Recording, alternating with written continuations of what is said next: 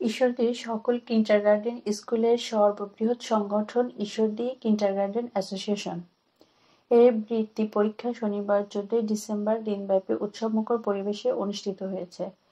ঈশ্বরদী শতবর্ষীয় ঐতিহ্যবাহী শিক্ষা প্রতিষ্ঠান সরকারি সারা মারোয়ারি স্কুল অ্যান্ড কলেজের কেন্দ্রে সকাল ও বিকাল শিফটে সুষ্ঠু ও শান্তিপূর্ণ পরিবেশে এই পরীক্ষা অনুষ্ঠিত হয়। সূত্রে জানা গেছে, দ্বিতীয় থেকে পঞ্চম শ্রেণী পর্যন্ত শিক্ষার্থীদের নিয়ে সর্ববৃহৎ এই পরীক্ষা 2002 সাল থেকে অনুষ্ঠিত হচ্ছে।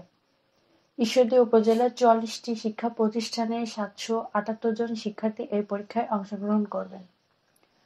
পরীক্ষা নিয়ন্ত্রকের দায়িত্ব পালন করেন স্কুলপাড়া মডেল সরকারি প্রাথমিক বিদ্যালয়ের প্রধান শিক্ষক মতিউর রহমান।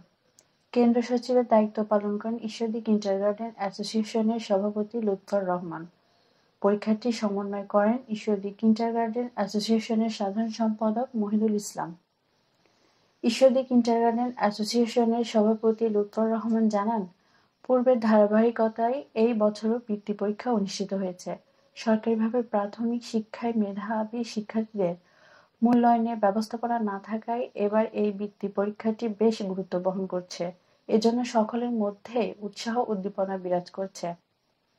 পরীক্ষা শান্তিপূর্ণ পরিবেশে অনুষ্ঠিত হয়েছে। শিক্ষার্থীদের মেধা বিকাশে এই পরীক্ষা গুরুত্বপূর্ণ ভূমিকা রাখবে বলে মনে করেন তিনি। বিগত সময়ের মতো বৃহৎ পরিসরে বৃত্তিপ্রাপ্ত মেধাবী শিক্ষার্থীদের জমকালো সংবর্ধনা প্রদান করা হবে বলে জানান তিনি।